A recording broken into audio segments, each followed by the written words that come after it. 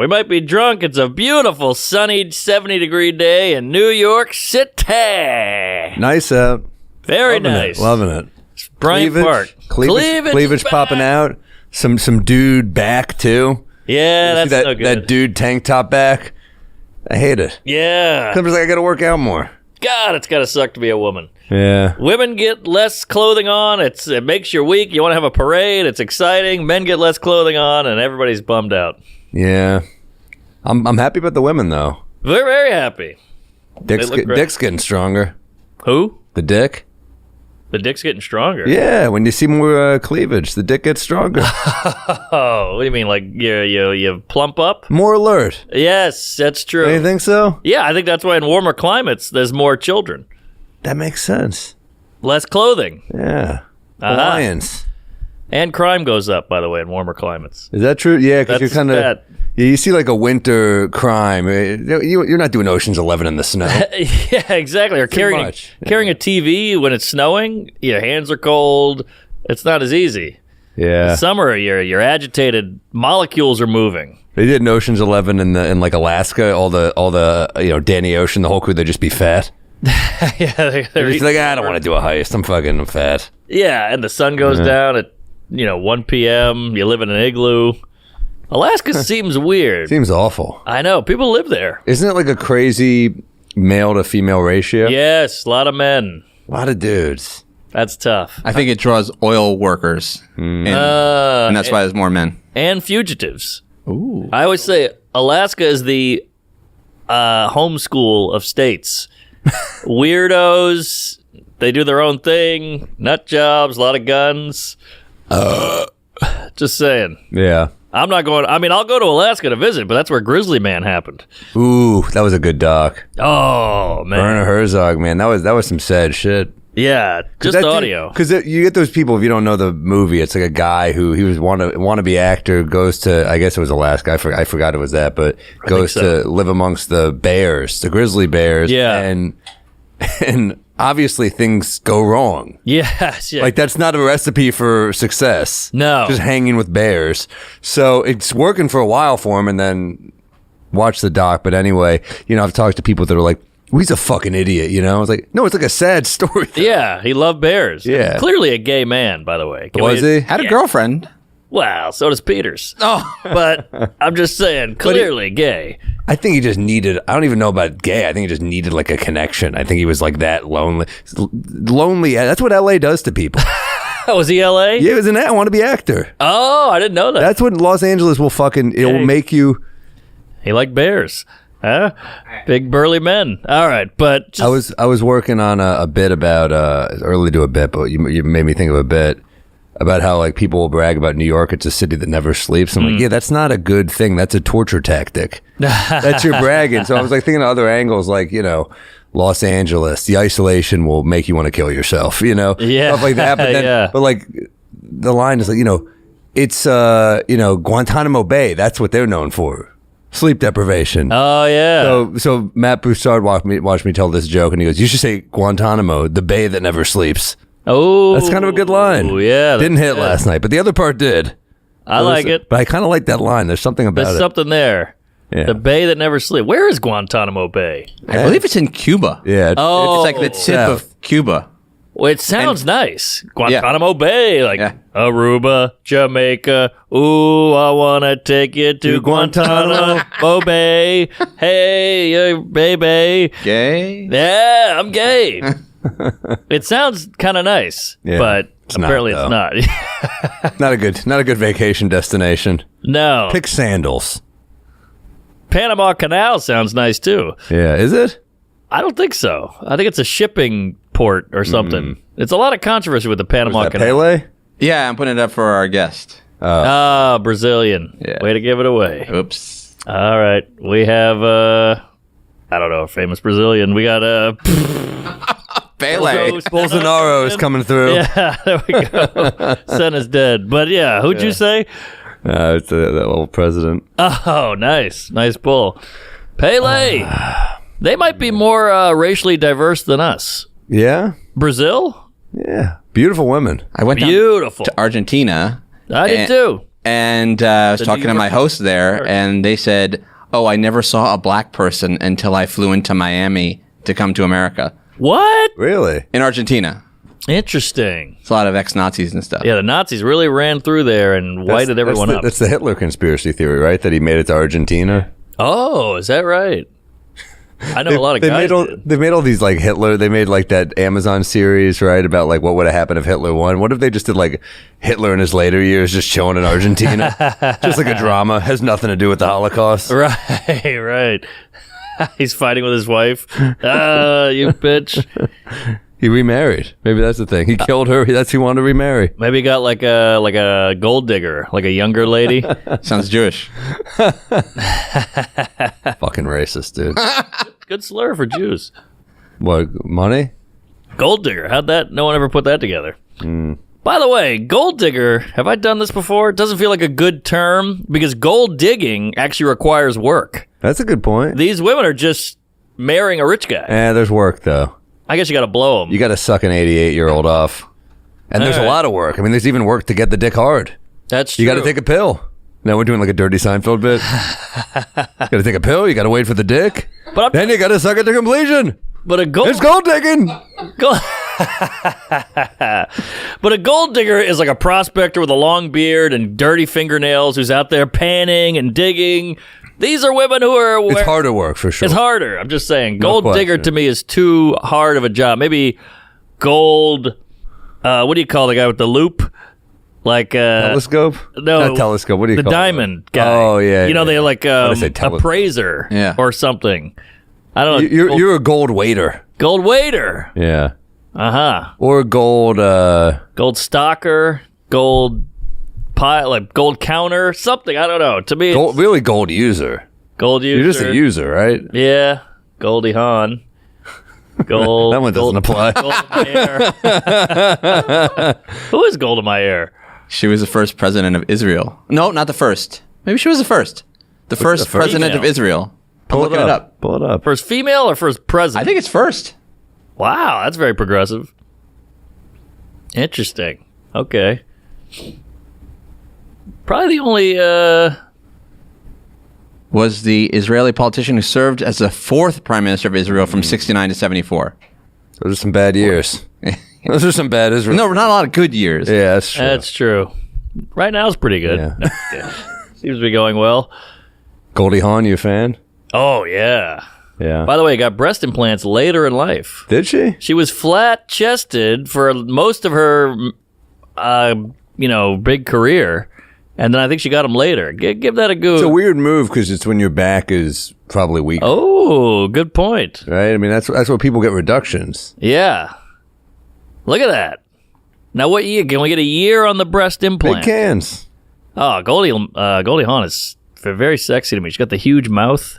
Yeah, buddy. Love it. I find her hotter. Be a waste on us. What's that? There'd be a waste on us. That's true. Oh, man, look at a young Goldie. Those eyeballs. Yeah, I think she's hotter than Kate Hudson.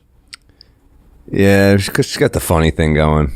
Yeah. And funny counts for something. The original is kind of hotter than the... That's true. The Hollywood, the child of Hollywood's never like, I don't know.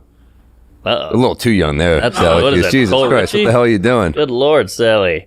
How'd you even find these? But on my hard drive. But yeah, she's got the cute face. I like a little bit of weirdness. Yeah, a little lack of symmetry is kind of hot. Yes, like what's it? Uma Thurman. Yes. Something's a little off, but it works. Although I love that we're just like, I like when something's a little off. Who do you like? Uma Thurman, one of the most beautiful women ever. We're acting like we're quirky.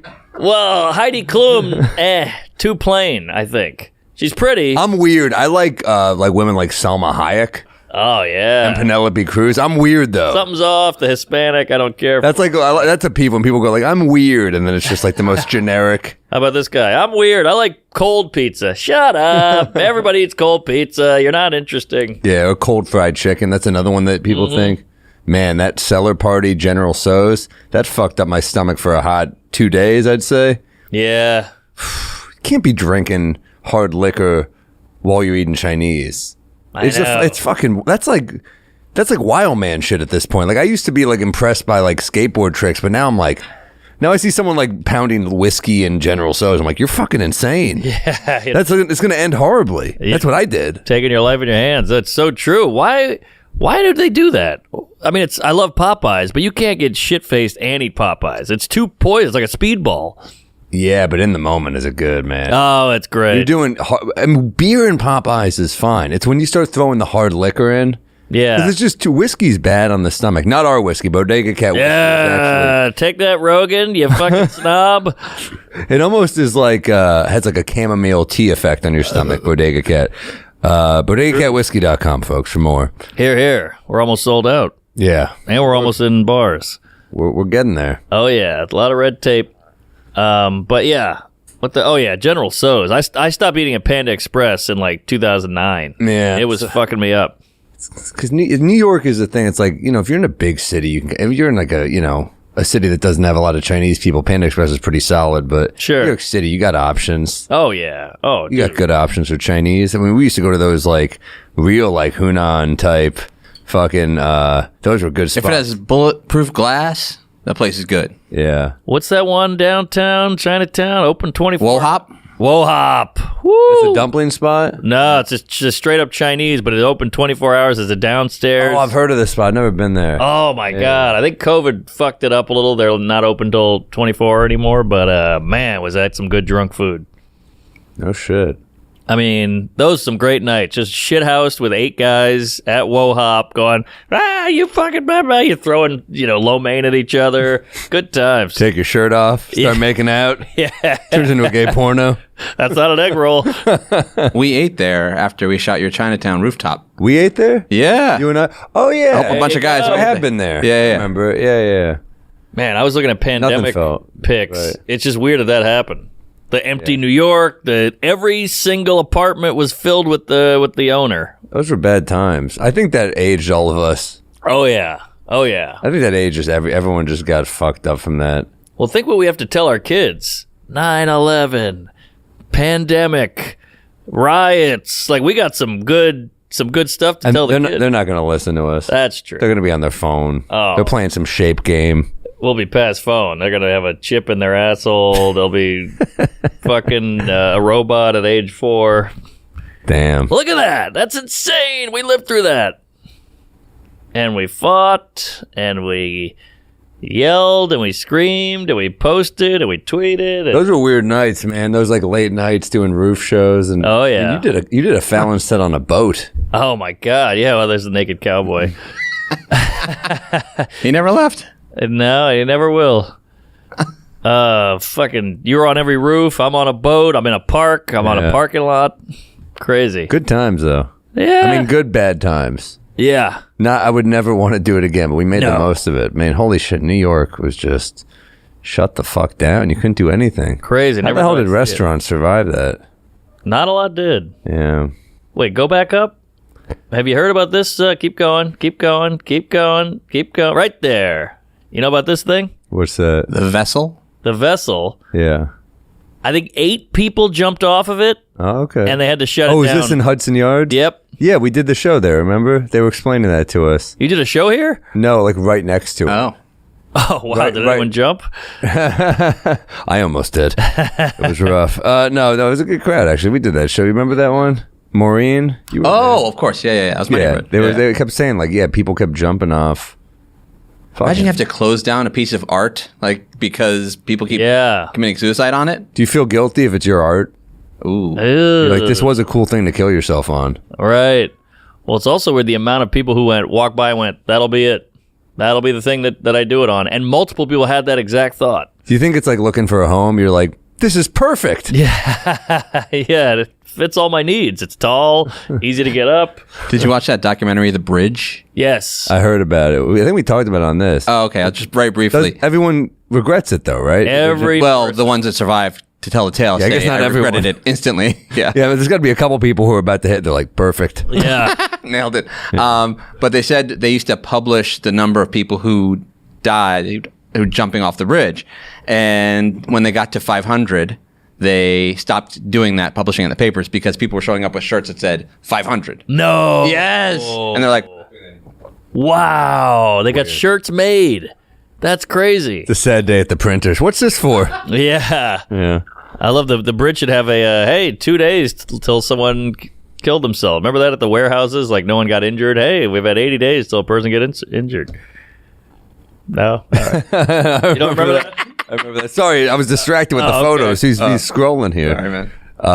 Man, you know what, Doc? I just watched Bitcon on Netflix. You watched that one yet? No, about crypto? Yeah. Oh my God, these fuckers are so unlikable. Yeah. Like, has there been a less likable group? Like, they make Wall Street guys seem charismatic. Well, they mixed finance and tech. Two of the biggest douches coming. And shit that doesn't make sense. Yeah. It's like gym guys hustling you on money. That's like the vibe. Right. And I still don't understand it. You could explain this to me for 5 weeks. I still wouldn't get what crypto is. This guy is soulless. He's awful. Oh, really? He just flipped on everybody, and he's the only one who didn't have to do prison time, and he was maybe the worst of all. I mean, dude, he's like dumb Jordan Belfort. Wow. He's like a Billy McFarland. Who's that guy again? He's Firefest. Oh, I remember that guy. Yeah, he sucked. Although he went to jail. Yeah, this guy is like, I mean, it's just so funny the shit you get away with. Like, they made Bitcoin credit cards and they just put a fake Visa on this. So the idea is kind of good. They're like, okay, you can spend your Bitcoin. So if they actually could have executed this, it's kind of an interesting idea. Wow. You can spend your Ethereum or whatever the hell it is. Yeah. But the card, they have no deal with, it was hilarious. There's only one New York Times reporter who took it seriously. Everyone else was like, fuck that. And he's like, no, this is like a thing people talk about. We should report this. Yeah. So this one guy, I'm slipping on his name here, but he calls, it's a pretty easy reporting. You call Visa, you're like, hey, do you know these guys? You're like, we've never heard of them ever. Whoa. Yeah. So, they're not working with Visa, and he's a piece of shit. And they used a made up, because they thought it would look weird if it was all young guys on a financial website. So they just added a guy they found on the internet, an old guy in a suit like this. He didn't know who they were. So he's in the doc and he's like, yeah, I'm a professor. Like, this is pretty weird to be used for this. So then he used his grandpa. His grandpa was dying of cancer, and he's like clearly one of those guys who's like, yeah, I love you, like whatever you want. But this kid was soulless, just like an empty guy who like only cared about money. And it's like, I think everyone else is like, other guys who went down was like, yeah, there's more to life. And this guy's like, no, I will do this. I would do this again. Wow. I hate these docs about people who are like proud of the shit they did, where you're like, you're the one who should be in prison. You have no remorse. Right. You'll do this again. It's like those Brooklyn 7-5 guys, those cops who are like, they're looking back on just like ripping people off and fucking everyone over and being like, man, those were the days. Yeah. We ran shit. Didn't that McFarland guy do that? Like, he did his time for Firefest, and when he was like out for bail or parole or whatever, some other thing. He was like selling tickets to the Oscars. Like, yeah. You're just doing it again. Well, it's like pedophiles. They go to jail and they come out and they're like, this is all I know. This is my thing. I fuck kids. Don't cut that. Don't clip that. But that's what they do. They go right back. It's like a beaver. They go right back to dams. It's a funny thing to describe fucking kids as being like, it's my thing. I'm sorry. It's a hobby. You get handcuffed. I'm sorry. It's a passion. It's a passion project. You don't know me? Ask anyone about me. This is my thing. They're like, we know. We asked everyone.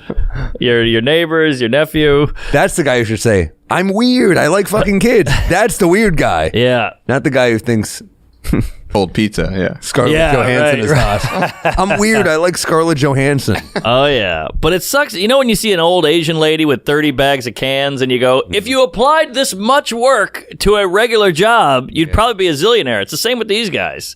You might not go to jail if you applied this to, like, stocks. I know, but I think that those plans would be like, long game plans that got them rich. Like, we even see it with Bodega Cat. Like, this is a long process because we're doing it the kind of slow way. Yeah. But then I think these guys just want quick. It's like dopamine. It's like a dopamine rush. They just want the money. And they probably get off a little on scamming. And I think they just want to post like a fucking Bugatti on Instagram. Yeah. I think it's all about like image. I mean, the second I said these guys were in like Miami, I was like, that's where you go if you want to be a piece of shit. Oh, I'll be at the Miami Improv in June. Come on out, Bitcon. Just added that. I added a couple days because I was like, "Fuck, I can't do it. I I got to get back out there. I added Brea, Miami, and shit. Yeah, good, June. good. I got to get back out there. Buy a ticket with Bitcoin. Rochester. Hey. Weird thought based off of the thought you just had. Do pedophiles fantasize about celebrities as kids? Like I'm thinking about Scarlett Johansson as a child, and that. Probably. Well, if it's anything like you're Googling, I'll pull that up immediately. But I would say so. I bet they're already on it because she was a child actor. Oh. So they probably caught that early. Her. Or how about Mel Gibson as a kid? Now I'm into male kids. Yeah, that's a good point. I don't know. Like, was he a hot kid, you mean? Yeah, when I fantasize about Mel Gibson, is it about boy Mel Gibson? Probably. Yeah, and can you get yearbook access? These are the good questions. Aha, that's a Playboy to a pedo. A yearbook. Yeah. I'm just thinking out loud here. Yeah, I was thinking about it. The only person who's happy to sit next to a kid on a flight is a pedo. That's true. The only one. That's a perk to being a pedo. Yeah. I would change seats. Hey, pedo, you want to sit next to this kid? Because he's killing me with his video game. Ding, ding, ding, ding, ding. The pedo's like, you got it. Everybody wins. It's a guy with a pencil-thin mustache. You're like, you want to switch? Yeah, he's like, do I? This kid's screaming around him. He's like, yeah. I did that once too. I had a friend on a flight and we wanted to sit together, and the person next to me smelled so fucking bad. And I got up and I was like, hey, do you mind switch with me? This is my friend right here. And he was like, yeah, sure. And the second he got over, he just looked back at me. Like, what can you do? I mean, you're fucked. I got you. That's great. But that does suck. I did feel bad. I did that, but I was like, man, survival of the fittest here. You gotta survive. Yeah, well, that's the only time you're happy about the long COVID. I got no smell. I know. I can sit next to a shit-stained hobo, and I won't even notice. I had a lady on a flight. She had the worst BO in history, and I'm not a squeamish guy. I'll put my face right in an ass. Will you? Oh, yeah. But I got a napkin on, fork and knife. But this gal had the worst scent that I asked for a mask. Wow. I was the mask. No one on a plane had a mask except me, but that's how bad it was. Because it was like a soury, milkish dairy scent. What is happening? What happens with those people? That happened to my friend, and the stewardess brought him coffee grounds and was like, hold this under your nose. So if you're sitting next to someone holding coffee grounds, you got to get your shit together. That's a bad sign. That is fucking crazy. Yeah, some people just smell. Oh, Winnie's sad about that. Some people. BO I can handle. This was beyond. I know. I know what you mean. We've all been, but then you hate to be that person. Like you're like, oh, the fucking taxi driver smelled bad, and you're like, yeah, he did 18 hours on the shift, probably. You know. Yeah, that I can take. I can take that. Also, the windows go down. It's different. A flight's different. Concealed air. Recycled air. Yeah, it's tough, and you're right there. You're right next to this gigantic human. I wish I had they'll put that goo. Could have used some of that goo, that smelling goo. I don't even know what that is. They use that one for cadavers. Like when you're working around cadavers, they put the smell right under your nose. Why do you know shit like this? This is a weird random thing. I've seen it on like Dateline and whatever. Oh, okay. Just put it on. Yeah, you put a little dab will do you, and then hilarious. You can't smell the rotting corpse. Dateline's good stuff, man. Oh yeah, it's a good sometimes like you get a cold, you're almost like, all right, I'll watch some true crime. Oh yeah, it could be worse. Could be worse. Yeah, I got a head cold. I could have been pushed down a flight of stairs for an inheritance. It always could be worse. It's always like $30,000 too. They did it for. I know. It's never like this crazy amount. Goes a long way in some parts of Kentucky, though. That's true. You think about $30,000 here, you're like, it's fucking gonna get eaten up on some crazy. Oh, New York will find ways to fuck you. You got that right. It's amazing the hoops you have to jump in to live here. It's fun. Oh, it'll eat you, spit you up, and eat you out. Wait. Eat you up and spit you out. Thank you. It'll eat your ass and spit you out. But you know what? Whenever I want to feel better about New York, I just turn on the Baltimore news. Yeah. Anytime you want to feel better about your town, just check out Baltimore. It is a mood raiser. I mean, the bridge fell down, the crime, the whole thing. You turn on the news, the bridge falls, you're like, oh, good. Yeah, I'm doing all right. This city's all right. Yeah, the National Guard's in the subway. Our bridges are up. That National Guard in the subway shit is interesting. That's a bad look. We said in the Yang episode, we're like, that's not a thing. And then we got on the train together and we saw it and we're like, oh, all right. Yeah. Hey, how about this for Yang's followers? Yankees. That's an idea. I went to a Yankee game last week. How'd they do? Hey, it was the only really bad game. They looked awful. They've been great otherwise, but it was still had fun. You're living your life. I'm like that one. You are living. I'm having an all right time. Hanging out with athletes. You're at games. Yeah, you're doing you stuff. too. Oh yeah. I'll take it. Yeah, man. You're buying apartments. You got a dog. I'm trying. Yeah, you're doing great. Yeah. Special cooking. Hopefully soon. Are you on the editing process? Yeah. That's tough. It's all right. I mean, it's pretty much done. Okay, good. I mean, it works. Great. That's exciting. Just gotta fight. It's not totally done, but man, fucking, you're just like you're done with the jokes. You're like, I don't want to even think about these jokes again. Yeah. And then you're like, yeah, I got to a little longer. You gotta watch that edit. You gotta watch this version of it, then that version of it, and you just go. I hate to see it. How about you? You're cooking on the road. Cooking on the road. I finally got a good 40 that's really Oh, I'm jealous. popping. I'm in the best stage. Like with it, I have some time left to write the rest of it, but this 40's working, so it's a nice. You don't have to say where, obviously, but do you think you know where your next special is going to end up? I get it's between 3. Wow, that's nice. Yeah, I got some options. Good to have options. CISO. No. We'll see what happens. Yeah. But yeah. Good time for comedy. It's good time. You can cut this, but I think that outfit's making her uncomfortable to lay down. Uh-oh. She keeps laying down and then standing up. Oh, good eye. Now that's a father. Hey, there we go. Uh-oh. PETA calling in. Pedophile. Hey. That's someone who loves PETA. Yeah. You love dogs, dude. I love PETA so much. Holy shit. What about this to get rid of pedophiles? Pedicure. Ah. There we go. Nude beach. Hello. She might still not go down. Everyone loves this fucking dog, dude. Oh, yeah. How could you not? Who would hate the dog? There's probably people out there who don't like Winnie. Yeah. Fucking they're pieces of shit, dude. Oh, man, I send you the... Oh, that's walking through New York, baby. She fucking runs this town. Story of my life, staring at a bitch's ass, walking down a New York sidewalk. I got a good one for you, Sally Hughes. All right, get off the beehole. Yeah, Jesus. I feel like I'm you were- watching the Kim Kardashian sex tape again. Where the hell is it? Oh, you couldn't see that beehole for a mile with all that cheek she had. Where the hell is it? Trying to find one to send. Oh, here we go. I'm sending you one, dude. In text or Instagram? Which is okay. All right, I'm sending you one right We're now. gonna cut the dead air. Sorry about that. Ah, we got the power of editing. Yeah, cut the dead air. Big moan from the dog. Yeah, she's even Winnie's bored right now. What the hell? Yeah. I just sent you one. You'll play this. Is it Orson? You'll love this shit. This is a good one. We've become obsessed with this guy. Yeah. Meeting Winston Churchill. Oh, wow.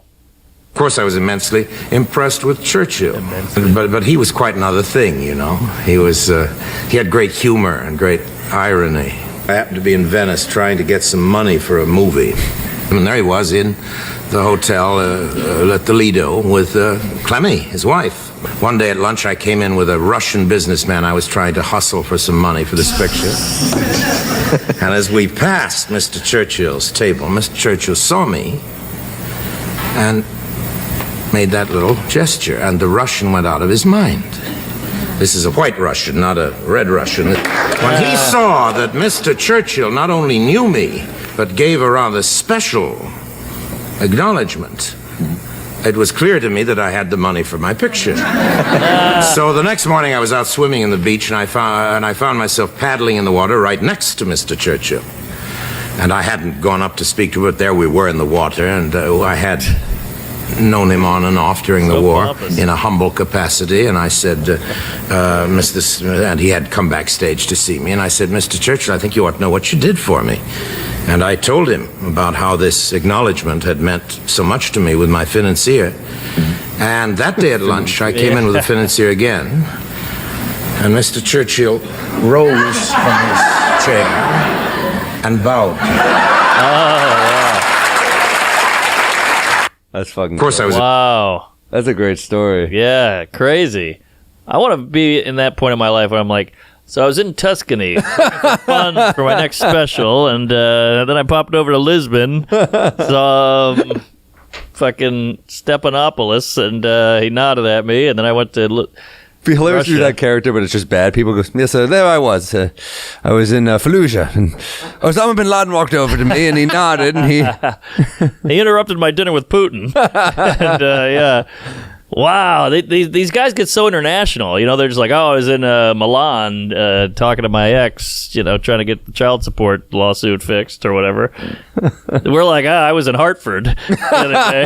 You know? No, it's a different life. It's a different life. I was thinking about that whenever musicians will release a, this is the never released recordings. You're like, oh, shit, what would that be for comedians? You're like, here's some dick jokes that I sat on. Right, that I sat on. That's Yeah. true. Here's the B-side of my queef chunk. Like they give you the story behind the song, and you're like, this gave me the inspiration. Yeah, for us, it's like, yeah, I had diarrhea at a rest stop, and in popped that thought. Yeah. You know? Well, I was on my third hooker at La Quinta Inn. Yeah, that's true. And the songs, people will look for the meaning. Yeah. They'll go, oh, this song's actually about his dead son who died in childbirth. And ours, they go, I didn't get it. Yeah. That's just it. You didn't get the joke. They will do a deep dive on a song. There's got to be some subtext and what do you call that? What's the word? Not meaning. Symbolism. What is this symbolizing or whatever? With us, it's just like, I don't get it. That joke sucks. What about, is it more impressive if it takes longer to write the song or the bit, or is it more impressive if it just came to you that quickly? Came to you quickly. I like it when they're like, I wrote the song yesterday in 40 minutes. You know? Yeah, that is I love those. If it's a good song. That's true. The song has to be great. Yeah. And it came to you. I watched the Oasis documentary. Love them or hate them. I think they're great. I think they're great too. Yeah. But they fist fight, they drink, they fuck, they smoke. You know, they're like rock star types, and they're brothers, so they're always fighting. And eventually the manager goes, guys, you're killing it. You're doing arenas, but you haven't had a new album in 8 years. We need a new album. And they were like, all right. They put the cigarette out. They chug a beer. They go, Wonderwall. Write that down. Okay. And then like a day later, they had that album. Crazy. That might be their best album. Watch the doc. That's crazy. That's crazy that might be their best album, too. I know. That's the one? That's crazy. They were already in arenas before that album? They were huge. Yeah, their first album was like a runaway hit. I mean, give all this a goog. I'm talking out of my ass here, but... crazy. Yeah, they were just one of those throw it together. And I think the fact that it was so easy for them made them quit. Does that make sense? I think if you got to work at it, you'll probably stick with it longer. That's a fair point. It's yeah, a theory. I heard a story about Bob Dylan and Leonard Cohen sitting down, and Leonard Cohen's like, man, I forgot what song it was. He's like, I love this song you wrote. It's so good. And Bob Dylan goes, yeah, I wrote it in 15 minutes. And then Bob Dylan's like, I love Hallelujah. And he goes, took me 5 years. Oh, there you go. But it's like, to me, they're both, I mean, that's impressive, but it's kind of impressive that you just kept chiseling away to make it perfect. They're both, I mean, look, 5 years is not a good... But he made a classic. Yeah, and it was resung by so many different people. But it's like, yeah, you do run the risk of overcooking your work. Yes. I mean, you can make something great, but you don't want to be one of those people that just sits on an album for 12 years. We know those types. We know those people. And especially for comedy. Comedy doesn't last 12 years. Like, stuff you wrote 12 years ago might not play today. That's true. I know so many comics though coming up now there's a lot of comics who rush shit out, and there's a lot of comics who sit on stuff where I'm like, dude, you got to have something out. You're like, you got a great hour. Put it out. Right in the middle, the sweet spot of those two. Well, it's kind of like Johnny Manziel. That guy was like a phenom, didn't have to train, did blow every night, drank every night. We'd love to have you on, Johnny Football. That was a good pitch. But he was a piece of shit. He got wasted. Anyway, we'd like to extend an invitation. We're immense fans of your work. He's an entrepreneur at the end of the day. I mean, he sold his jersey illegally. He got the back. This is not helping. All right, well, I'm a fan. But he was also like smaller, and he could, so it worked at that level. But when you get to the pros, everyone's so fucking good. You can't like riff. That's true. You gotta know plays. A lot of guys who are great in college don't in all sports don't translate. Well, it's kind of like the peaking in high school. You know, the guys who peaked in high school and they're like, I'm great. life is good, and then you don't keep going, you don't progress. And I think that's my point about the so far, not a great pitch to get Johnny on. We love you, Johnny. People who don't get better at a certain age. Anyway, we hope to hear from you soon. I'm sure he's found something he's killing it at. I'm sure he's doing right. All right. No, I watched that doc on him. It was pretty interesting. Loved it. You know which one was really good? The Mante Teo one. Oh, that one fucked me up. That one fucked me up. That guy just seems like a nice guy. Sweet dude. Got rooked. Got bamboozled. Is that the guy that got catfished? Yeah. That's before catfish was a thing, or that was after? I don't think he was aware of. He was too sweet. He had a heart of gold, and he bought it. Hook, line. I think guys like that, you're just playing football all the time. He wasn't going out. He was the opposite of Johnny. He wasn't going out meeting chicks. I think it's just like, you're at home, you're talking to people online. Think about how much now, like, you have a kid.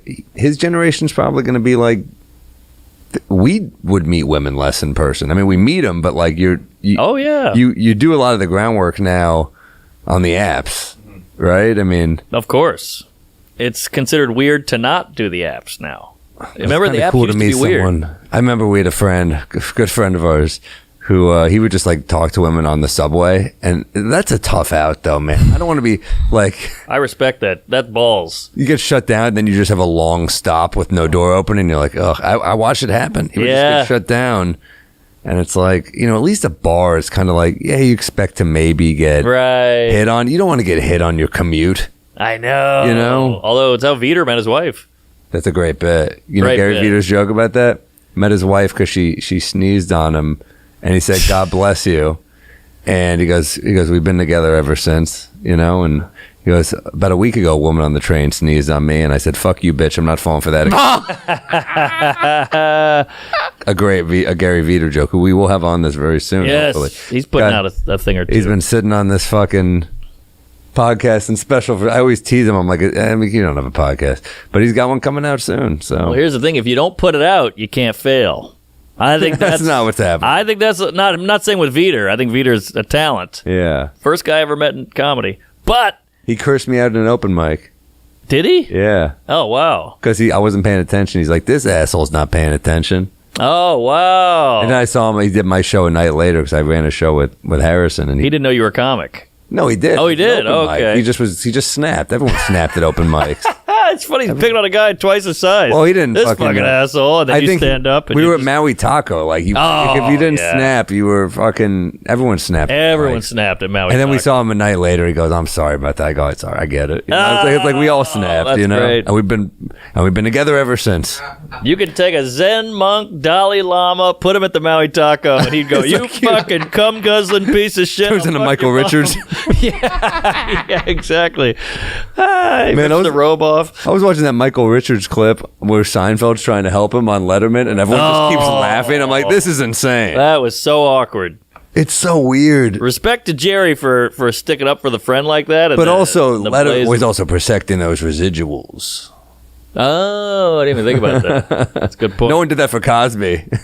They have Cosby zoom in. They're like, he made a mistake. Yeah. You didn't see Theo. I don't know when it happened, but so this happened. So the interesting thing about this clip, if you want to watch it, is the thing hit TMZ, and this crowd was locked in that theater and didn't know about it. So when the crowd sees Kramer, so this is like, and they're laughing, pre-Twitter. Oh yeah. Oh yeah. That's kind of crazy. So it was like it went viral. I mean, this would be fucking... I think it's pre-iPhone. You know what's funny? I don't know if this would be worse or better now, because now there's so much shit that maybe it would have been cycled through more quickly. Yeah. But back then, I don't know. What do you think? It would be worse or better now? What do you mean? Better? What better? Well, I mean, I just think if a comic blew up like this. There's so much... This was like one of the first cancellations I remember. Definitely. But like... Cell phone camera. Exactly, but it was like bad footage. Yeah, that's how long ago it was. So way shitty, real low res. Yeah, but you got it. Yeah, the message was delivered. But this, I thought he was trying to help him here. No, I think he's definitely trying to help, but it's just a weird.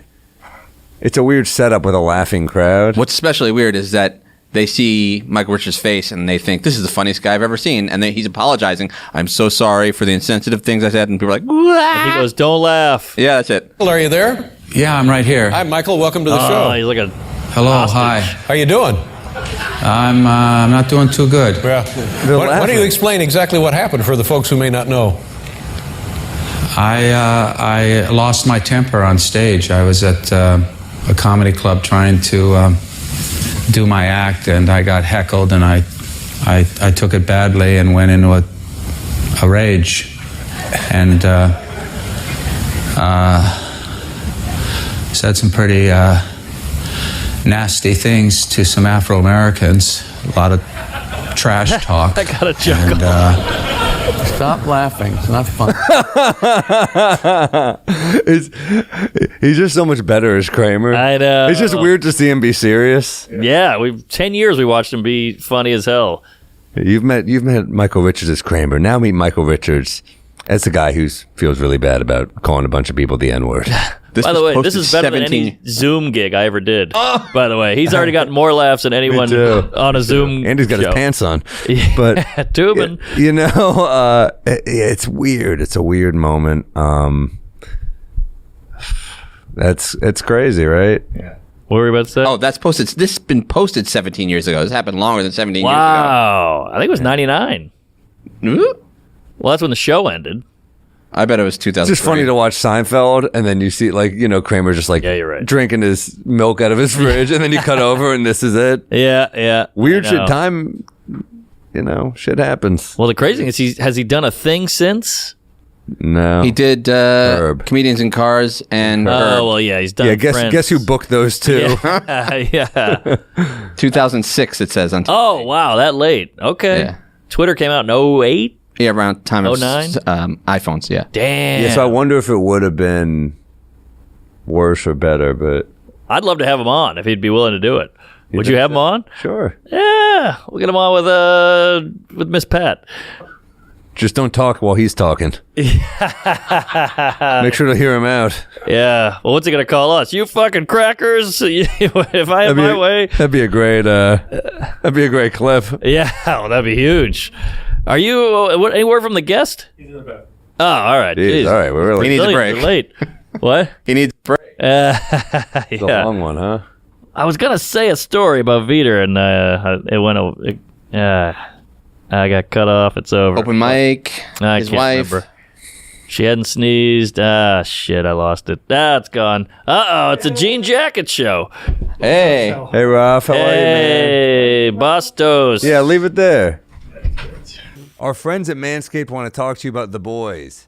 You men got two boys that follow you wherever you go. Trust Manscaped to give your below-the-belt twins the spa treatment. Your balls are talking about. There you go. That. Your ball sack. Their Lawnmower 5.0 Ultra comes with two interchangeable blade heads, one for a classic trim and another foil blade to get real smooth. I use it. My balls are looking pretty good right now. Same here. Tell you what doesn't look good. The Holiday Inn I stay at when I'm done with this mess all over the rim. This thing has a spotlight so you can see what you're doing, and it comes with a compact case that's perfect for travel. Whether you're shaping up below the belt or dealing with your neck beard, Manscaped has the tools for you. Get 20% off and free shipping with code DRUNK at manscaped.com. That's 20% off and free shipping with code DRUNK at manscaped.com. For the best your balls have ever looked, trust Manscaped. Hey, Rav. Good to see you, man. How are you? Hey, what's up, buddy? Nice jacket. Where do I sit? Right here. Sit there, yeah. You don't want to This sit is next Winnie, to the dog. yeah. I used to have 2 bugs. Did Hey. Black and apricot. That's the Tupac Shakur. All right. Apricot. Yeah. Like apricot? I don't know. That's how we call it in Brazil. Oh. Apricot. And that I was means just, white? Yeah. Oh, okay. I was just watching one of your bits that I know has been stolen to death, the pronouns one. Oh, yeah. People just steal that bit, right? Yeah. Do you have that bit, Matt? Look up the pronouns bit. I mean, So many views. yeah, it's really funny. It's a really good bit. I mean, But here's the... Are we on already? Yeah. Because here's the thing. When we post something, we are going to their world. I complain a lot about people stealing my stuff, but at the same time, they don't necessarily have to know that there's an ethic in comedy, that this is our joke. I don't think they do. They don't know. So, yeah, sometimes I get like frustrated. But at the same time, I know where they're coming from. That's what they do. They steal things. We have this ethic that we have the material. So very mature way to look at it. Yeah, but I complain more for the views. Then I actually understand where they're coming from. You want to play this? Yeah, it's got 7 million views. This is a killer bit.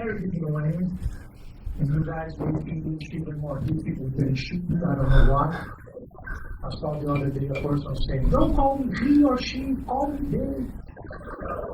And I was like, "What the fuck?" It took me 3 years to learn I am, you are, he, she. And it's always funny. I invited a friend to have dinner at my house the other day. And he was like, "Oh, I'm bringing a friend." And I said, "Of course, bring me." He was like, "No. Bring them."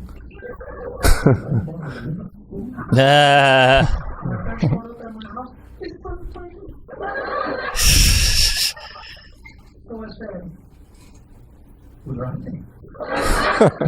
And he said, "They are here." So you tell them that they're going to be almost Now, the beauty of this bit is I came here and I had to learn I am. You had to learn all the conjugations. Yeah. That's a unique perspective that we couldn't do. Yeah. Because we know all the pronouns and all that shit. So that's what's so cool about that bit. And Marina had Marina Franklin, she has a different angle on this where she's like, they, I have to say they now, and you're going to make me talk like a runaway slave. That's her line. That's a great They bit. went that way. That's another great cheers. A great angle we couldn't do. Yeah. We can't do our slave stuff. Hey, what do you got here? Aperol? I don't know what this is. Apricot pug. Pretty good. Ooh, baby. That's really good. What is that, like grapefruit and stuff? That's good. Very good. Vodka, grapefruit juice, Aperol. That's it? And lemon. It's good. The jokes about the language are the ones who actually helped me reach so many different people, not only in America, because there's people like learning English all over the world, so they can see that joke and like it, because they're also learning. They know how this can be confusing, and it's very difficult to be creative in this subject, because every foreigner that comes here, he has the instinct of writing about the misunderstandings and how can I do a joke and don't play too dumb. Right. This is a joke that I would never do now. Because I know what is this. I know what is they and them. I would be lying. It was confusing at first. It was actually confused. So it came from an honest place. Yes. Now there's jokes that I do with the language and being a little this fish out of water in America that I don't feel are too honest anymore. But I think that comes through in that bit. You can tell it's real. That was a real struggle. The language was a struggle at that time. But now doing that joke is me basically lying a little. I don't know. I mean, this conflict. I get that. I think you outgrow a lot of jokes so as you do comedy. It's not just something like that, but I guess that especially because you've assimilated more, Yeah, when you come here, you have similar angles, but how can you be creative in that place? Being a fish out of water and don't point at the same thing like the bus and the airport, because it is weird. Yeah. But how can you be creative? That's the challenge that I feel now. That's a struggle as an international comic, I bet. Because I went and did a European tour. I did Berlin. I did Lisbon. And I got to go, what's up with this? That's weird. The grocery store is fucked up. And they're like, but I'm only there for 2 days. Yeah. You live here. Yeah. So that's, you got to really play it on the line. Yeah, but it's crazy because imagine if you were there for 5 years. Exactly. Then you would be lying, pointing like, oh, the convenience store. It's so crazy. No, it's not. No. You're used to it. But you got to do it in the beginning. I mean, how many, I've done a lot of all black shows where you go up and you go, I could just play whoa, I'm a fucking honky. You guys scare the shit out of me. Oh, where's your dad? There's a good career in that, too, actually. Yeah. But I pay taxes on time. Like, like that. Whoa. That's a bad angle. I take care of my kid. Yeah. Diabetes. I don't have it. But that's something that I did the first time, but I was like, that was too easy. Let me see if I can really be a funny comedian. And then it's harder. Do you feel when you go? You went overseas already, Sam? I've done it a bit. Yeah, I did Australia. I did England. I'm doing a bigger one, I believe, in September. Okay. In Europe. Do you feel that you have to change a lot when you go to those places? No, I don't actually. I don't really change anything. Look, I had a bit where the punchline was a commercial in America, so I can't do that in Australia. They don't have that. There's a couple, so you just find one. You're like, all right, I could change it to maybe McDonald's. It wasn't a specific commercial, or was about commercials. The beat. The joke was about. I had a joke about sex robots and like how you've heard this bit about how you fuck. Good bit. Like you fuck a robot, but like maybe in the future it'll be like there's gonna be ads. Like while you're fucking them, so that's for like you're fucking a robot. All of a sudden you hear liberty. Okay, like, oh fuck, I got to get the premium subscription. It's like Spotify. That's great. I'm butchering my own fucking joke. No, yeah. You know the joke. It's okay. But it kills. Yeah. But that joke, like, do I change to ba da ba ba ba? No, McDonald's yeah. for overseas or whatever. But that's like it's like a better joke for just America. But then that was kind of it. I think I had a joke where I talked about Panda Express. I compared it to, like it was like bad sex Panda Express, whatever. But then you just like whatever fast food you have. You just ask them what is a shitty fast food. Yeah, I Google it usually, or I ask a guy. I'm like, would they get this? Right. But then it's like McDonald's is like it's funny. We labor over word choice and. Like McDonald's is like too broad. It like doesn't feel special. No, or burger. it's not funny. Wendy's is funny. Yeah. McDonald's is not funny. Specifics. Yeah. They have a different name in Australia too for Burger King. It's called like Happy Jacks or something. That's it. Hungry Jack. Hungry Jack. Hungry Jack. Okay. Yeah. So I don't know. How about you? Did you have to change a lot when you came here? I feel- you're from Brazil originally. Yeah, How long have you been here? I moved to LA in 18. Okay. And then I moved to New York in 19. That's Wow, LA sucked that much. You're like, I gotta get out. Yeah, I left. Did you not like LA? No, it's. I feel like LA. I mean, we don't either. You don't. No. Okay, I don't. Nice for a I week. don't like it. I don't like it. No, the thing is, I feel like I came to America to do stand up. There was no other reason for me to come here. There's nothing else. There's no. I don't want to. I don't love the country. I don't love. I love the scene and stand up. I want to challenge myself and come here. So New York was the place to do this. I feel like in LA there's a lot of dancing. Yes. A lot of performance, a lot of faces, a lot of models on stage because I think producers want to fuck people. So there's a lot of models on stage. Yeah. I don't know. There's a lot of weird shit happening. A lot of marquees in comedy clubs. Like the marquees is what's matter. Right. You know? Bits. So coming to a place like the Cellar or other comedy, mainly the Cellar, you don't know. Nobody knows. Nobody goes to their website and see who is playing. They I don't just even think go. there is a marquee. It's a blackboard right out front. Oh, Compton yeah. News Yeah, on it is. Yeah. That's a Yeah, great yeah. observation for the difference between LA and New York. Yeah. You ever see the Laugh Factory? Yes. Fucking giant Oh, digital thing yeah. on Sunset, and we got No, there's no. we got a fucking whiteboard that'll just be Laugh erased. Factory, big tip model tonight. Yeah. Man with perfect jawline. Yeah. Yeah. It's And Comedy- black dude with bulge in his pants. All tonight. Comedy Cellar. Almost homeless Jew. It's funny, we all know who that is. Yeah. We love you, Attell. It's a bag guy. He has 8 bags with him. But that's it. That's why I think like New York was more challenging, and also everybody who do comedy outside of America, they know this stare, the stare of the Cellar. Yeah. They kind of see that, you know. So that's the challenge. Is to, for me, it was not to come here and become famous or get money. It was like I wanna be there. I wanna learn, and I had the chance here to watch and to see people that I think I would never be able to see if I wasn't here. Yes. Which kind of people like Lenny Marcus and Andy Haynes and Rosebud. You guys are more famous, have your specials on Netflix and everything. But those people who have their careers and they're building their career, I would never have a chance to see if I wasn't here. So many funny people work. So many unsung heroes. It's very common for me to just, mainly in the beginning. Now I know everybody, but in the beginning to just go up and see a guy, and I'm like, who is this guy? What the fuck is that guy? What is it? Oh yeah, Killing. he had a sitcom in the 90s and Right. it didn't work. And now he's murdering for 25 years and nobody's see, and he's happy. Yes. He's getting enough money to do this. This is what he wants to do. So it's not like he is a failure. No, that's the life he chose. It's almost like I look Exactly. at like the beauty of like, you know, in baseball, like you got the minor leagues, and a lot of these guys are making shit money, living in their car. Yeah. They just love baseball, Exactly. and That's it's like us. I would have been this if it didn't work. I'm this if it works, you know. So it's like you're right. It's like a beautiful thing there. These are just like a lot of purists at the comedy stuff. Purists, yes. When I was broke, I'd have interviewers be like, "You got a day job and you do comedy at night. How do you do it?" I'm like, "Well, it's better than just a day job. I could have a day job and do comedy. Yeah. I'd rather have a day job and do comedy than just a day job."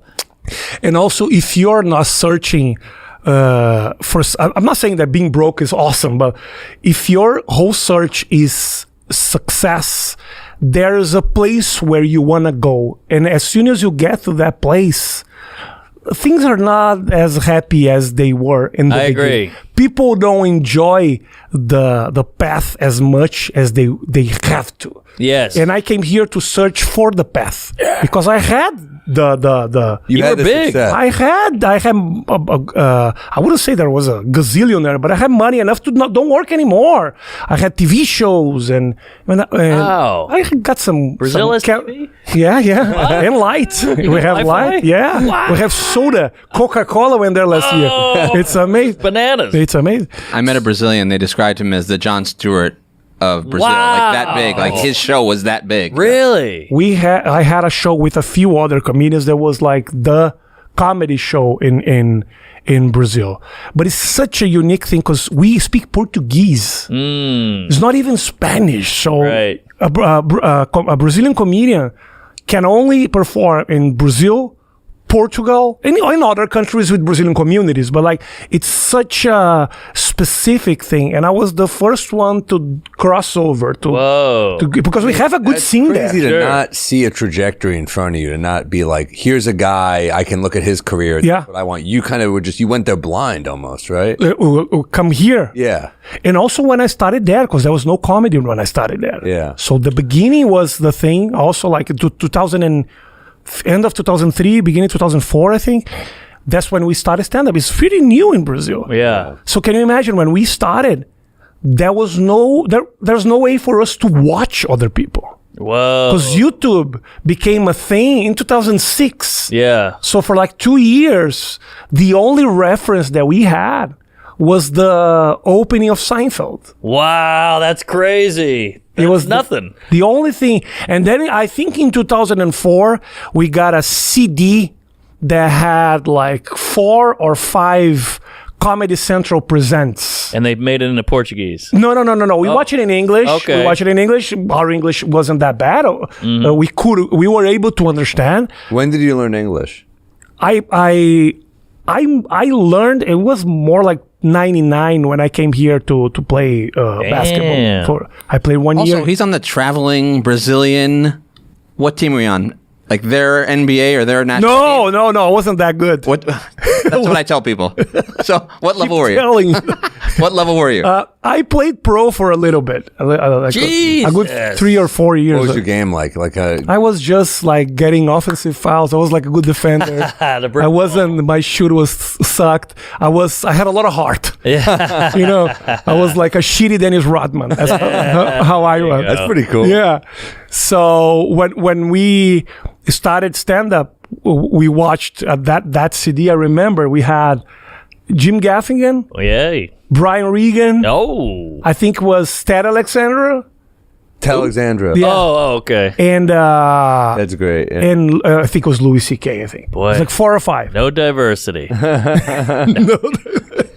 But those are great comics. Yeah. All great. So that was the only thing that we had until stand up. Wow. So Do even you think, like, I think we talk about this a lot, like, when you start comedy, you're kind of doing another comedian at first. You're kind of doing it almost like a bad. I feel like we can tell you who we did, but like, I mean, I was probably a bit of like Attell and Dane Field and stuff. Norm. Yeah. A lot of Norm, a lot of Seinfeld. Yeah. Is there someone you felt like you were kind of doing? But how could I do it? Because I couldn't watch people. You had no so reference. that's a good thing. Also, like It really is a good thing. I felt like the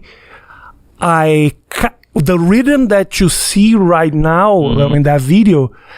If I see old videos, I'm happy to say that it's a very similar pace and rhythm because I performed more than I watched. So I kind of found a voice, I would say, soon. Of course, the content was completely different. The jokes we didn't have references. So how can you say if a joke is good or bad because of the reaction of the audience? We know now that sometimes it doesn't matter if the people think it's funny. You know when something is funny or not. Yeah. It doesn't matter. You know when to stick with it. You trust yourself at a certain point if it's not hitting. But there's definitely that thing where like there are comics who came in from like the Midwest, you know, and they're like, shit, I got some road stank on me. Like this is not working in New York. Yeah. So like to me it's even more impressive when people come from another country and English is not their first language. They're like there aren't that many of them that have passed through. I mean, how many comics work the cellar who English isn't their first language? You and a couple other. When I arrived there, it was the only guy there. I think we passed at the same time was Simonson, Daniel Simonson. Oh, yeah. Daniel Simonson, he's great. Me and him. Very funny. And now the last few months, Fabrizio Copano from Chile. Oh yeah. He also got passed.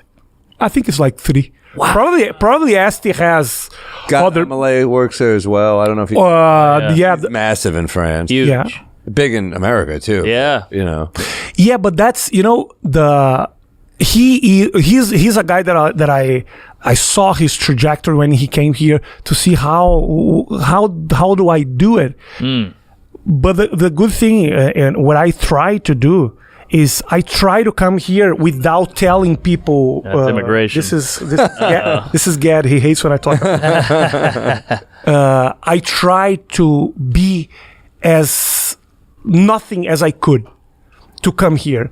I never did a show like, oh, look at how many followers. Oh, look, I have a special on Netflix. Because I felt like the challenge wouldn't be fair if I just come here having opportunities because of the numbers I have. So that's why also LA wasn't as fair with the thing that I was searching as New York. Because people couldn't care less.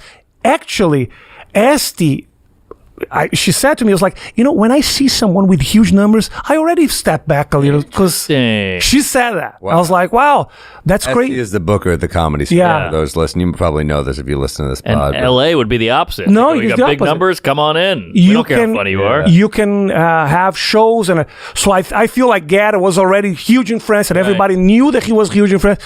Yeah. For people Michael Richards ended up at the Laugh Factory. Big numbers. Yeah. Exactly. So when people ask me here in the beginning, like, so who are you? I was like, I was trying to be good at this before. I love the integrity. I didn't even did as many like podcasts and stuff. Yeah. I was like, don't let me tell my story when I feel that I'm comfortable doing this, when I feel that I am in a good place and I feel that I'm traveling a little, There's a guy, Ethan Simmons Patterson at the Cellar. He kills it every time. I've never seen him bomb. He rips it, has no social media, doesn't do podcasts. And I'm like, that's so cool that the Cellar has this guy literally only based on his merit. His merit. Yeah. There you go. Yeah. It's killing. Yeah. Well, when we started working there, we didn't have shit. Yeah, but that was a different time. When was it? 2013 I got passed. I think I was 2012. Maybe 11. No, you might have been 12 and I might have been 11. It was whatever it was a long time ago, but it was I mean, we didn't have shit. We didn't have had one Conan, I think. Yeah. I think I had nothing at the time. Don't you feel that you have more merit Yeah, it you feels do. good. I mean, I kind of was sick of seeing on the lineup. You know him from Comedy Central's Comics to Watch. I was like, oof. I got to get something better than that on that wall. But it's something. It's something. TV. Yeah, well, I don't think it was. No, it wasn't technically, but it says Comedy Central. That's the public doesn't know. Yeah, but we were just desperate to have something. Yeah. Well, you mentioned comedy was new there for you as a comic. You only saw a couple of guys. What about the audience? That must have been new for them too. They had to learn what stand-up was. They had to get savvy to hearing jokes. Yeah. The beginning, in the beginning, every MC would explain to people what stand-up was. So, there's hilarious. There's no impersonators. There's no costumes, because that was the type of comedy that we used to have. We still have it. Sure. But those comedy that you see on Televisa and Telemundo, those guys screaming with wigs and doing But impersonation. this is an uphill battle right here. Can you imagine going to a movie theater and they're like, all right, there's going to be moving pictures. Yeah. There's people on a screen. Yeah, They're not coming out to grab you. Yeah. Like, This guy's going to talk about his dick. Yeah. It's going to be a little boring. Yeah. You got to stick with it. Don't yell at him. So the MC would have to explain to people there's no light, there's no music. Wow. And they are themselves, because the first thing that other comedians to do before us was like, hi, I'm the drunk Sergio. And then he was a drunk guy. Yeah. And hi, I'm the drug addict. And so that was characters, but also with a microphone, the same format as stand-up. Got it. So that was why a little confusing. And I'm telling you, the confusion was not only with the people watching, but for years. And I would say, even now, it's confusing for people to know if what I'm saying is actually my opinion or is my joke. I had so many controversies with jokes because people was like, what is this guy saying? It's clearly a joke, but when it's taken out of context and you put it on the news, it's horrible. Every joke is horrible. Of course. Yeah. Anytime it's in text, Yeah. you're missing the sarcasm. Yes. I remember Louis used to have a bit where he's like, "We should never rape a woman, unless you want to have sex with her and she doesn't want." Yeah. Well, that's clearly a bit. Yeah. Yeah, but it's like in text, that joke doesn't work. It's horrible. The face, it's the delivery. horrible. I think. Did you watch Lenny, the movie Lenny Bruce? Yeah. It's been a while. There's a scene there that is really good. Like the judge is saying his joke, and he's like, "Let me tell my joke. Yeah. If people laugh, you just let me go free." And that's a real story. I mean, that really happened to Lenny Bruce. I mean, it's like crazy that they're reading his material. Yes. It's like, yeah, I can defend my material. I can't defend it when he says it. Yeah, well, Bill Burr had that great bit in Paper Tiger where it was like the height of Me Too, and he's like, Me Too sucks for women who like it rough, because that shit on paper at the courthouse, it's like, no, stop, you're a bad boy, and he's like, no, that's not how she said it. He's doing the stenographer. It's a great bit. Yeah. But yeah, so you had some, I don't know if we're allowed to talk about No, it. anything. A little bit of a hiccup in Big Brazil that made you come here. I wouldn't say that it made me come. I figured that was the reason you left. A little bit. Okay. A little bit. But we don't have to talk about it if you don't No, want no, to. no, no, You can no, edit no, anything out. No, we can talk about everything. Though. Don't Okay. worry. I got some controversies with jokes. Yep. There was one joke that actually put me in real trouble. I was on TV. And we showed an image of this singer. She's pregnant. She was pregnant. Okay. And I said that she's so hot that I would fuck her and her baby. And I know it's not my Mona Lisa. I'm not. You know, it's funny. I read about this, and in the text, it wasn't nearly as funny as the way you just shows the importance of delivery. Yeah, right? delivery. Yeah. Exactly. So That's it? yeah, but it was I would say added to some other things that I said, but that one was like I felt that it was important for me to explain to people what comedy is. Yes. Because that would be important not only for me, but for all my peers and all my There's a colleagues. lynch mob. He wants to fuck a baby. They don't get it. There was like, bro, there was like senators going on Congress to say like pedophilia, it's an important issue that we have to talk about. Getting me as an example, and I'm not gonna say that they were looking at him like this guy is crazy. They were looking at me like this guy's a psychopath. Like, what? Wow. People pointing fingers at me. That's the price I also paid for being one of the first ones doing it. That's true. I'm sure that now people would look at something like this differently. This was 2011 when I Was had there a live audience when you made this joke, or was it just to a camera? a live audience. And they got a laugh? A lot. That's kind of my point to you. Like, well, it worked. It worked. The joke worked. And also, the two guys were hosting the show with me laughed, but when the controversy happened, they just fucking jammed They a got pole in my fucking How ass. did they get you? Cowards. Yeah, one of them were like, yeah, I am a father. I know how this can be offensive. And I know if it was my kid, I don't know what I would do. Turncoat. And the other guy was even worse because the other guy said, oh, well, I just think it wasn't a funny joke. Instead of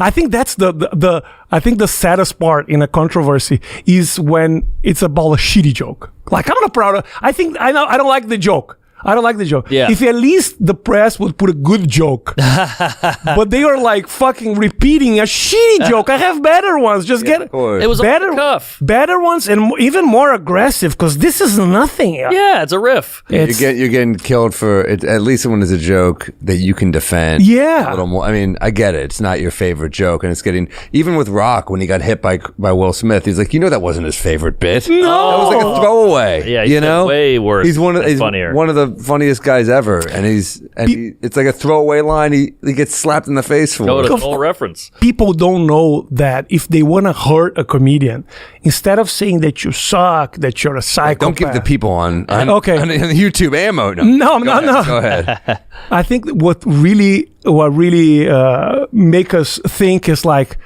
when someone go and say that wasn't funny. Yeah. That hurts. When I see a comment on YouTube with people saying, "Yeah, I like you, but this one is not for me," then it's like, "Oh, fuck! What did I do?" Then it makes me like He cringe. used to be better. Oh. Yeah. Oh. Yeah. That's. Yeah, it's when they're not trying to be mean. Like, don't want to be mean, but I don't get it. You're like, oh. It's better when they're like, you gay weirdo. Or like, all right, that I get. That's just mean. How do you see when you see a comedian doing something that turns into controversy and that person apologizes?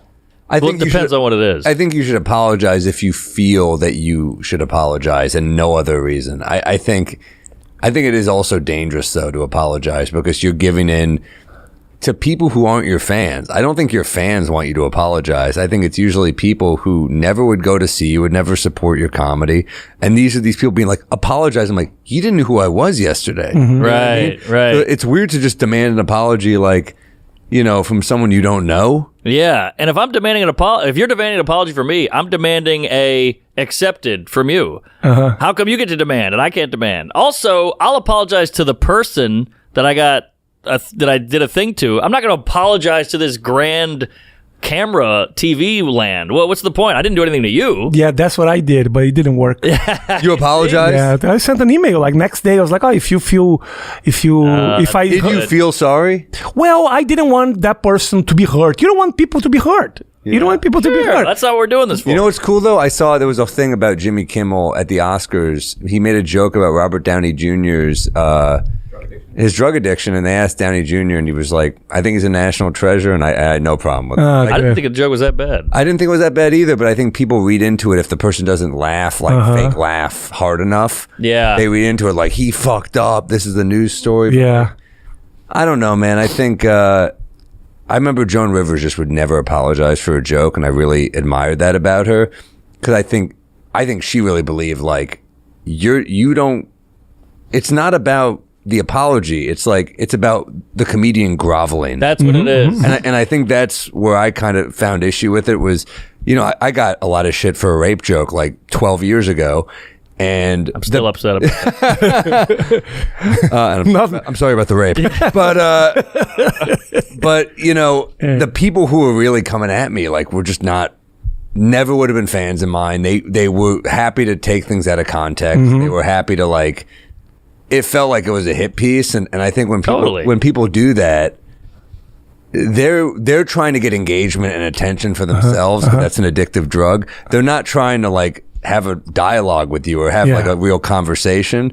They're trying to ruin you, and then in some self-righteous rant, show how great they are. Prop themselves up. So I think some of those people were comics who came after you. Yeah. Now you've changed. You're 12 years past it. Yeah. Is it fuck them forever if they come up to you in the club, be like, "Hey Sam, I love the new stuff," or do you make amends? But I never forget. So I'm like, I won't be a dick to them, but I also am like, I don't think that's a person I'll ever be friends with. No, you definitely look down on them. Like, oh, you're easily manipulated. You're kind of a loser, and you just kind of go with the flow. And now you're okay with me because time back. I had a guy go real hard about me. Really? Yeah, you know who it is. And he went real hard at me. And and then years later, when his career was in the toilet, hit me up to apologize. And I just didn't respond. Michael Richards. And then he, I think, tried and I just was like, but I don't want to give you the satisfaction of it's all good, because I thought the way he went after me was pretty pretty. Was he close? Like a close friend? No, we were never close. But you knew if we were close, maybe I would have heard him out. But the fact that we were never close, I'm like, I don't really need. But there's two things. The context has to be analyzed. Like, for example, I don't think a joke would kill your career in America, because people already know stand-up for the past 60 years. If something happened in another country where comedy is new, it's very confusing for everybody. That's like, they're like confused. Like, why would he say that? Why would he say that? I like him so much. How can he do a rape joke? Because I got in a huge trouble with a rape joke that I did. Like, is he like? There was people protest. I used to have a comedy club. There was like people protesting, like a huge like, in front of my comedy club. How did they become knocking fans, at my door? I have like they became fans of you, and then they'll turn on you like that. Like, you haven't built up enough goodwill. Goodwill's out. Goes out quick. People like you to humble yourself and apologize. If you don't do that, you are an asshole. And I didn't do that because I thought it was important for comedy. I think people had to know what comedy is. Yes. But I paid, oh my God. I lost events, I lost money, I lost gigs, I lost a movie, I lost so many things. But I felt I wouldn't be real apologizing or playing the game. But here's the thing. When you are a comedian on stage like you were, apologizing or not apologizing is your choice. You're not hurting anyone. That's why context sometimes it has to be analyzed. When a guy like Jimmy Kimmel has to apologize, there's so many things involved with his apology. If he doesn't do it, if he doesn't play the game, so many people are going to be hurt. So many people are going to lose their jobs. If he just quit the talk show, the networks, there's so many responsibilities around this guy. So he doesn't apologize because he feels sorry. It doesn't matter. It's Disney. He's with Disney. Yes. ABC. You know, that's so when I see a big guy apologizing, I know how much I lost being true to myself. And I'm like, I know the game. Yeah. But if you decide not to play the game, you are fucked. You're like temporarily. Well, I would say temporarily, yeah. But it's a long, but you ugly lose, road. You lose a lot. What about your mental state? I mean, that must have fucked you up pretty good. I always, when it happened, was the first case of cancellation. I would say maybe in South America. I wouldn't even say Brazil. It was 2010, 2011. Should have sent you some videos of people getting canceled here, so you could watch that first. Yeah. You know, this is Louis. This is But that all happened after. I know. I'm just joking. You know that the thing is. There was nobody that could advise me. There was nobody for me to talk to. Like, what do I do? So the only thing that made me sane during that period was being funny. Wow. So I made a lot of jokes about what's happening to me. That's what you do. I did videos. I did a whole thing. I was having so much fun. Good. And I felt that when those things happen, if you feel and if you go down the drain, everybody around you goes with you. You bring your family, you bring your son, you bring your wife, because nobody wants you to feel sad and depressed. And I was like, I already have some money. I do what I love. I have to put in perspective, like the noise and who am I? I never raped anyone. I never cheated on my wife. Nothing. I did anything. There was nothing wrong. You're in trouble for jokes. Which is my job. And I have been doing this for a while. Nobody said to me, I needed to put in perspective or I would get crazy. And people get crazy. They get crazy. You lose a lot. I was doing show for like 5,000 people on an arena, and all of a sudden, those people are like, this guy's a fucking asshole. People who pay to watch me, people who are my fans, stop being my. You think they've come back though? They've come back around? No. I don't think they did. I don't think they did. What I think is that I got a very loyal fan base now. You know, because they understood my choice. Yes, they understood my choice. It was like, okay, you lost a lot. I lost so much. But why isn't that a struggle? We talk about like mental hurt and compassion. Like if Salacuse calls a guy the N-word, you're fucked. Which you have. Again, yeah, that's what he does. He just did. He just did before the show. Should have heard what he said about Pele. But we go, this is so horrible. What happened to this guy? Fuck you. And you're like, yeah, it is horrible what happened to this guy. But this guy's going to be all right. He's going to get through it. He still has a job. But people still feel bad for the guy who got called the N-word. You got fucked over a joke. And I didn't call anyone. Hold on. I didn't call anyone the N-word. Hold on. I'm painting a picture. Okay. Bear with me. My point is, if a guy gets called the N-word, we're like, oh my God, think about the mental anguish he went through. You get canceled for something stupid that was not true and not real, or it's a joke. Yeah. What about your mental anguish? Why is there no pity for you? That's what I don't I think get. that's a great point. Thank you. Nobody cares. No one really. No one cares. All we talk about is compassion. I think the N-word example was a little too The N-word was radical, bad. but it's okay. But they go, Rafi's a millionaire. He's doing fine. Yeah. But what about the mental? Well, the black guy who got called an N-word is a millionaire. We feel bad for him. Why don't we feel bad for you? Yeah. That's my point. The N-word was a I know. I'm just kidding. It was a poor choice, but it was a well-made. Yeah, an analogy. You made a good point. I completely understand. Yeah. Why don't you get any sympathy? No sympathy. No sympathy. Not at all. And you had to push through on your own. No and figure it out for yourself. I did have to figure out for myself, and sympathy. And I think I didn't hurt my own case doing jokes about it. It made it even worse. Fuck them. Good. But I was happy. I think history will show that it was the right choice, and I think looking back in like 20 years or something, you'll be like, man, I'm glad I did that. I think you're But right. Sam, it's kind of insane. Yeah. It's saying that I'm doing this, what I'm doing right now. I'm performing all over the world. I just came from Europe. I'm doing something that nobody did. My people are with me. They love, they see my journey. But bro, I have nobody in the press, nobody on TV, nobody's talking about. You think they're scared? Nobody's talking about. Still? Nobody support. No fame. How about your comedian friends? No, my comedy in Brazil is seen as this underground movement. Unless you are a famous person, you have your talk show. I was a mainstream guy for years and years, but I wasn't happy.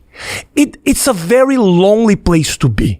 If you're a funny guy and you like to do comedy, as soon as you become famous and you have those responsibilities, you lose track of, or you lose connection with what you love. I agree. It's amazing. I'm sure Jimmy Fallon has some very dark ideas that he want to express, and he doesn't. Of course, and he can't. He can't.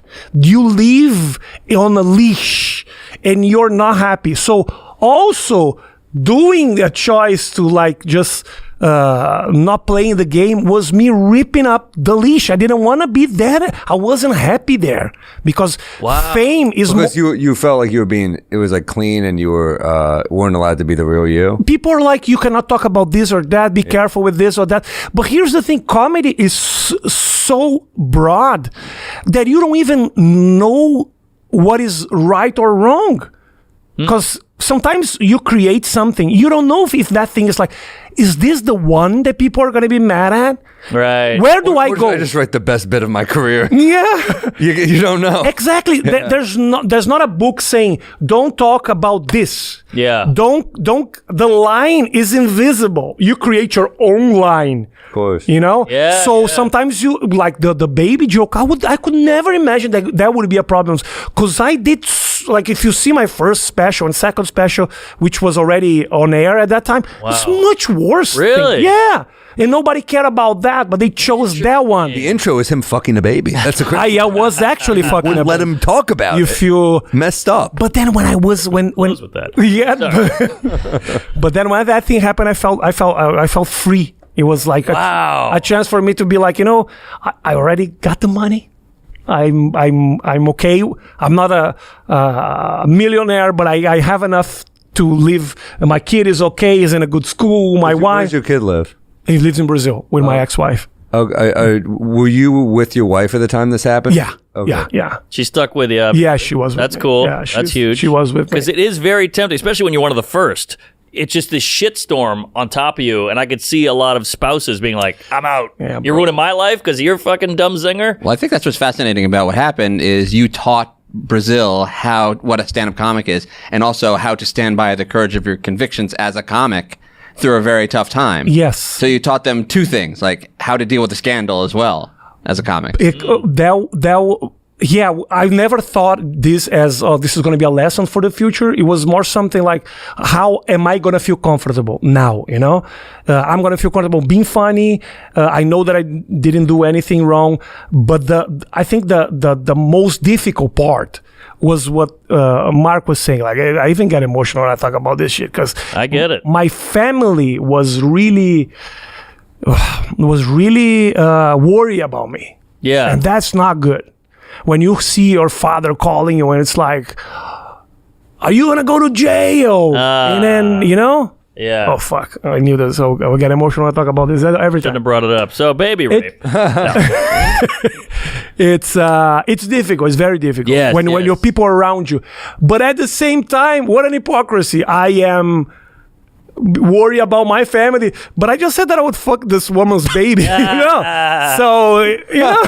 But it's like, you know, like I get emotional, but at the same time, she was crying, you know? when you pull out of it, you're like, this is all so fucking dumb. I know, there's nothing here. But it is. You got to pull back, but it's hard because we're so insulated with it, like the Shane Gillis shit. He was on the cover of Newsweek with Harvey Weinstein and whatever, Epstein. But I'm telling you, what are we doing? It wasn't even about the joke, Sam. When that thing got huge, I think you're right. It's not about the joke anymore. It's about who is this guy that's not going to apologize for something I think is wrong. It's more about pride. And even for that lady, because her husband was a very important figure in Brazil. So I messed with the power. People wanted me to apologize because the guy was important. And so he ruined my professional life in different TV networks. He would go to TV networks to say, like, fire this guy, the sponsors, and they'll be like, no, so many things like that.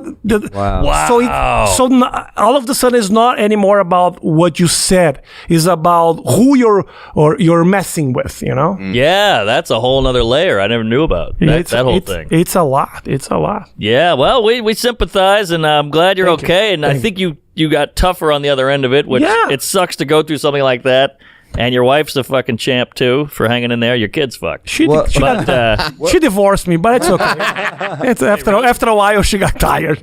No, it wasn't because of this. Okay. She joined a cult, but that's enough. What about... And filmmakers aren't held to these standards, you know? Like, you do a video of or a movie about a guy getting murdered or a lady getting raped, that's okay. But we make a joke about it, and we're fucking public enemy number one. That's a good point, too. I mean, exactly. I mean, I love Tarantino, but, like, no one's doing that to his movies. Yeah. The way they do it to comedians. Exactly. So here's a question too. Have there been comedians since you in Brazil who have dealt with similar stuff? Not the same, but yeah. Do they reach out to you? Usually I reach out to them. Good for you. I do. I try to be like, just relax and be okay. Everything's going to be fine. But I think now what happened with stand-up is Brazil has a very left-wing press. So, and it's kind of crazy to imagine that usually the left get more annoyed with those jokes than the right. Sure. I'm talking about politics because it's important there. Well, that change happened in America as well, I think. It's kind of crazy that like the right wing, the old people get annoyed with what you're saying, but at the same time, he's free to do whatever he wants. So the press is kind of run by the left. The big networks are kind of run by the left a little. So I feel like comedy became this very underground movement. I wouldn't say underground because we are doing like 2,000 people, but nobody actually openly talks about what comedy is, what's happening there. So that's another reason why people don't talk about what I'm doing here. It's because they kind of put us in this place that is very unique. It's like you are you, and you're not part of the mainstream. Well, you know what? If anyone listens, Jason Zinnemann, New York Times. I don't know if you listen to this pod, but you write some good stuff. Maybe you got a good opportunity for a piece right here. Sure, that'll be good. I think that it's easier for me to have those opportunities, like talking about with the New York Times or then actually make some noise in my own country now. Wow, and so sad. How often do you go back? But also I don't want to be a complaint. Like I have an amazing audience there. You know, I'm talking about the publicity and power. I lost that thing, but it was a conscious choice. I knew that would happen. Yeah. Once I didn't play the game and apologize. It's also on me. I knew how the game worked. I decided not to play, and I'm paying the price. But also brought me to this amazing challenge that I'm doing right now. Yeah. Putting myself in the place where I'm sharing the stage with guys like you that I admire, that I watch, and I'm like, this is so good. I'm going to different countries. I'm building I'm building an audience in fucking Europe. When a guy from my country will have that chance, when would that happen? Yeah, no, I think it's beautiful. I think it's a great story, the way you kind of came out of it. And I agree with you. I think you want more mainstream success, but I don't feel like I want it. It's not that I want mainstream success. I want to make a show at some point. That's the thing. I mean, look, stand-up is all that matters at the end of the day. I mean, yeah, but look at Shane. I mean, this guy went through hell. He went through a similar thing, maybe not as bad, but eventually he came out the other end. Now he sold a show to Netflix, Tires. Right. So if you do you long enough, I think they'll come to you. But I'm sick of doing the let me play ball, because I'm a piece of shit. I'm fucking around. I say horrible things, and I don't want to change that. Just in this dangling carrot of a sitcom might come. And isn't that the comedy spirit? I'm sick of getting in line. A sitcom would actually. You'd make less money if that's true too. I think we would take a pay it. That's the funny way I know. Shifts. I would lose. I want to make a show because I love the idea of making a show. It would actually hurt your act, hurt my act, and hurt my income. But your income. But I want to do something else. I remember Chris Rock once said you got to reset it. You can't only do stand-up or you'll burn out. That's true. I agree with that. I don't agree. I don't agree with him. I'm sorry. Who am I to not agree with Chris? I understand you wanting to do that, and that's amazing. You have to do whatever you want. Yes. This is a goal. You have to do it. In my experience, for a while I didn't do stand-up because I was getting so many different opportunities, and I ended up disconnecting with who I actually are. Who I am. Scares me too. I want to keep doing the road. So don't stop doing what you do to actually go and do a show, because then you're gonna be all of a sudden worry about the costumes and all of a sudden you're like, but I want to talk about this and this happened on the news. Yeah, you kind of disconnect with what you really want. You have to do different things, but in America you can be huge doing stand-up, not necessarily doing other things. I don't think you have to do other things in America to be big. But my point is, it's not about doing other things and doing stand-up. I don't want to not be me. Yeah, I'm like, when I say you want to be mainstream and you're like, but I'm going to still do stand-up, I'm not even talking about that. I'm talking about censoring myself, and I'm not trying to say I'm not trying to sell a show to CBS. I'm trying to sell it. I don't want to curb. As funny as you can be, I want to be that guy. Well, you just said curb.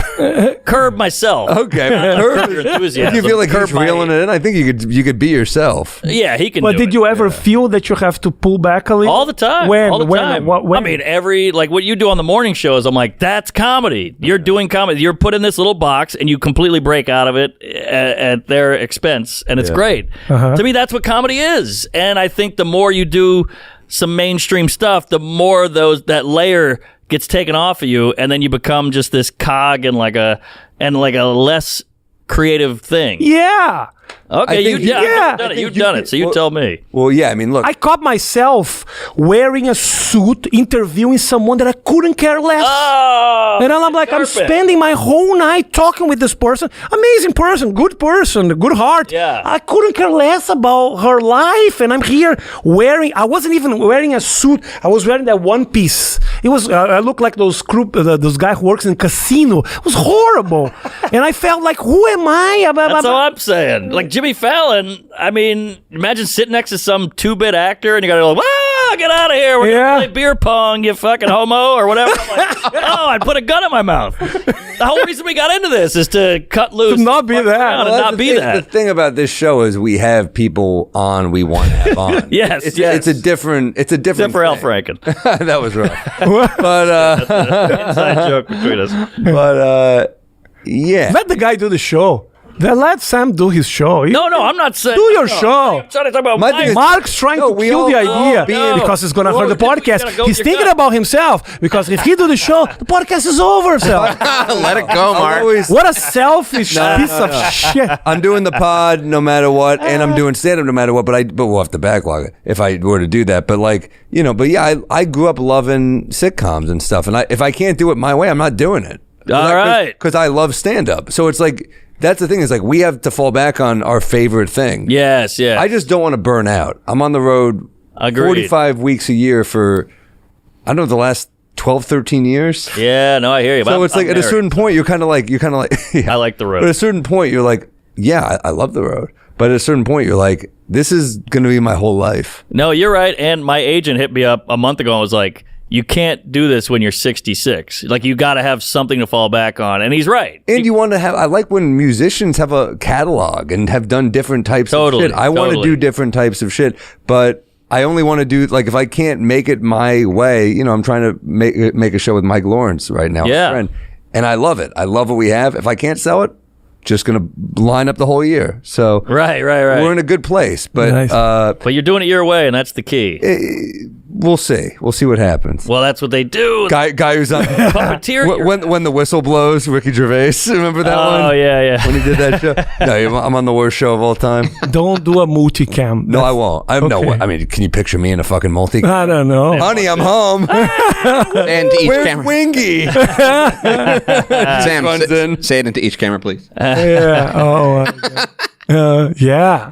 Oh, I'm glad at least you're doing what you want to do. No, That's I wanna good. do it, but like, so you're like, I mean, can you go back to Brazil? Do you feel comfortable going back? Oh, yeah, I go there a lot. Do you get recognized like crazy though when you go back? I do. Yeah, I do. What's that like? I mean, For a while, it was good. I couldn't. I don't care that much anymore. Yeah. I like the people now. I feel like I have a new appreciation for the people who like me because it's like, because every time that someone see me, it's not like, I'm a big fan. It's like, bro, I'm your fan since they say the date because they're like, I've been through all of that, and I'm with you. So I feel a new appreciation, but it's kind of annoying. After a while, I don't have the same fame as a guy like Jimmy Fallon has in America. Sure. The TV station that I had, my TV shows were not the biggest one, so I'm not this guy who just cannot walk on the streets. But being in another country, comfortable with that nobody's looking at you at the restaurant, yeah. it's pretty sweet. Anonymity is underrated, but you're 6'5". I mean, no matter where you he's go. 6'7". I'm 6'6", 6'7". So people don't mess that much. Yeah. It's a little more comfortable. But I like to be here because it even with stand up, the fact that people don't know me, it's great. One thing is going on stage with people knowing who you are. Okay, when Chris Rock step on stage at the Cellar or in another comedy club just to do a pop-up, or he just showed up, I'm pretty sure at the end of the day, he wanted to be just play for people who couldn't care about him. That's why he's testing his material there, not in an arena. He wants to have an honest reaction. Yes. I resetted my whole life to have an honest reaction. Oh, I love that. That's a real comic. I came here, and stepping on stage without people knowing who I am, it's the best. It's the best because you know if something is funny or not, They're not laughing just because it's you. I think you guys are in this place right now when you go in this place, like if you go to the Cellar, people know who you are. Yeah. I would say at least 50% of people there kind of follows comedy, watch one special or another one. Depends. 30, 25%. I just did a theater in Knoxville, and my opener goes, there's a bar show down the street. If you want to get on, I can get you on. I go, fuck it. I'll drink at the bar. I wanted to get a drink anyway, so it's at a bar. Let's go. They didn't know who I was, and I'll tell you, when you go on in front of people who don't know you, you don't realize how dark you are compared. The other comics are like, so my dog is cute and all that, and I went up there and I was like, what's going on with the pedophile? And they're like, what's this guy's deal? And I'm like, oh, you don't know I'm not a psycho. My audience knows I'm not a psycho. So when I do the pedophile chunk, they're like, that's a funny take. Okay. But these guys are like, we should arrest this dude.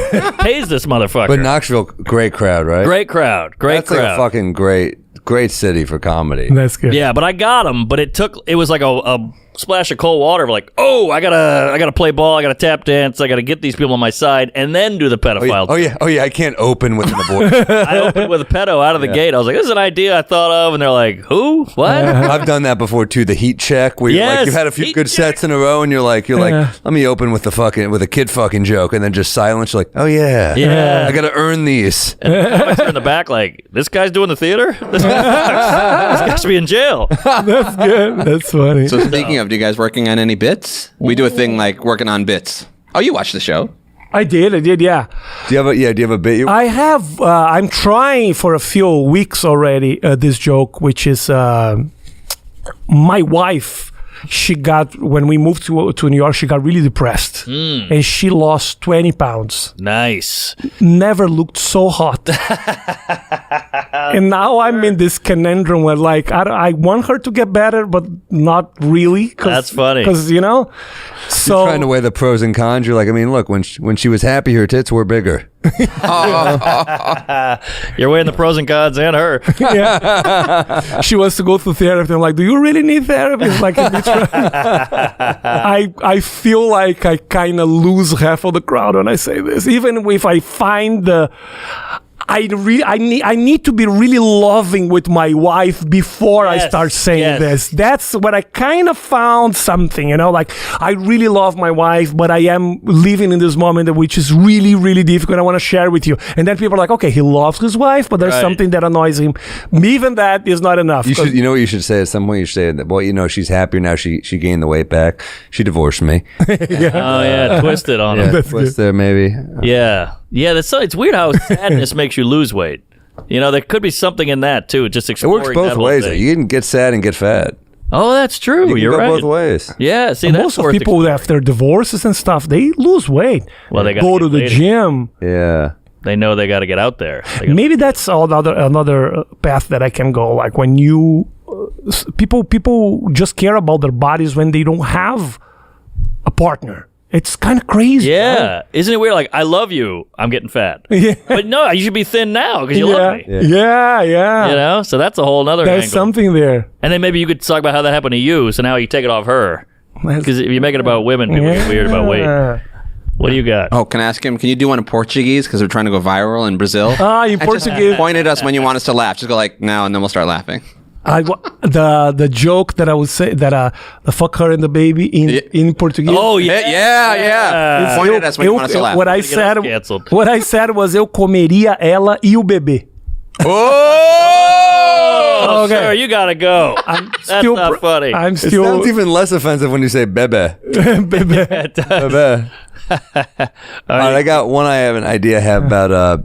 So I was reading the thing about Ted Bundy, who's the serial killer, which sure. I said that on stage. I said the serial killer. That got a laugh too. I was like, you have to explain it. Yeah. So, but he was technically adopted because he was raised by his mom, who remarried. So this guy adopts Ted Bundy, which man, talk about like a bad adoption. Like you either it's like winning. That's like the opposite of winning the lottery. You're like you got to raise Ted Bundy. You're just trying to fuck this kid's mom, and then you have to look in the other room. You're like, can you stop strangling that cat? Something about that. I don't know. And it's horrible PR for adopting. I know. I'm not adopting. This kid got fucking Gacy. He got Bundy. Gacy.